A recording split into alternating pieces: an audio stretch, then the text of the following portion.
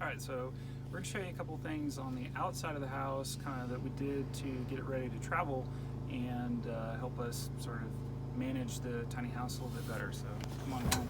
You can hear the generator going. It's interesting because the house is so solidly built. At night, when the generator's running, the whisper of that mini split air conditioner is enough to cover up the generator noise almost. Like you have to almost hold your breath to kind of like listen for it.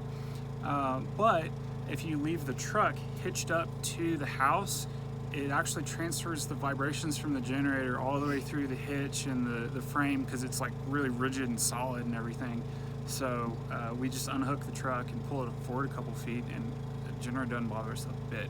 They're pretty quiet to begin with, but then you pull it forward and it's great. You have full power and nothing to bother you. So come on this way. The first thing. Whoa, almost died. Okay. This is our hot water heater. So it's actually going right now. I'll show you. It's kind of cool. You got a little spraying the propane in there. You got a little flame coming out. You can see flame in there a little bit. I don't know if I can, but I believe Oh yeah, you can see it down here. Oh. Look at that. Oh no. Look through this side. Oh yeah, there's the flame. Yeah, I can feel the heat. Yeah. So it's cooking.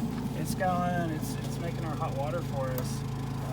And it only has to heat up 6 gallons. So it actually doesn't take that long to heat up. It's pretty fast and efficient.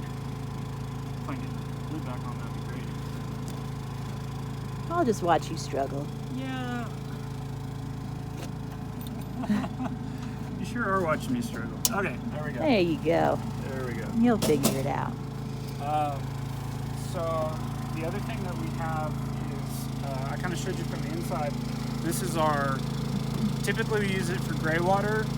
We can also use it for black water. There's a little cap like this on top where we can dump the portable toilet into, and then when we get to a dump station, we use one of these hoses down here, connected up to here.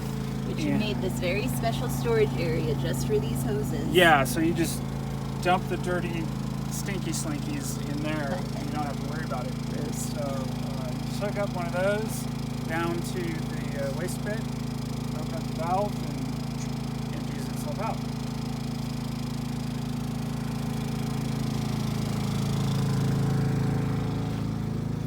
So coming around to the back of the trailer, we got a little setup to hold our stairs, as you saw in one of the other video clips. So we got 2 little hooks up here and a couple little D-rings down here, so we just hang the staircase on the back and strap it down. That's super because it clears up all the bed space in the truck. So as you can see, we got 2 motorcycles in the back of the truck, no problem. The other thing too is if you look under the house, these are insulated channels. These are actually what keep our fresh water from freezing, and these insulated panels actually go all the way under the house. Under all the plumbing is insulated.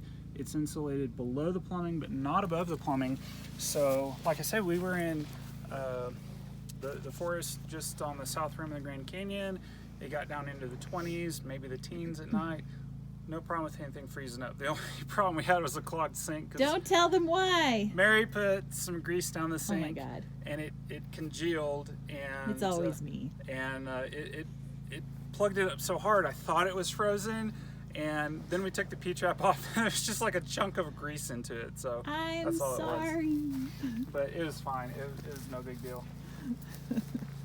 So other than that, I thought the porch might get in the way when we kind of boondock, and especially when we get in RV parks and stuff. But with a little planning and a little use of Google Images on satellite, you can see if the spot's wide enough, and it actually hasn't been a problem. It's really great.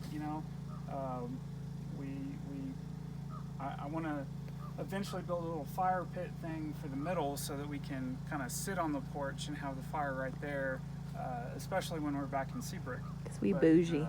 Yeah, I know, we're kind of fancy like that, but It's worked out great. No problems whatsoever. So, no freezing problems, no problems with any of the systems on board. The trailer's been really solid, tow's solid. So, we're having a good time with it.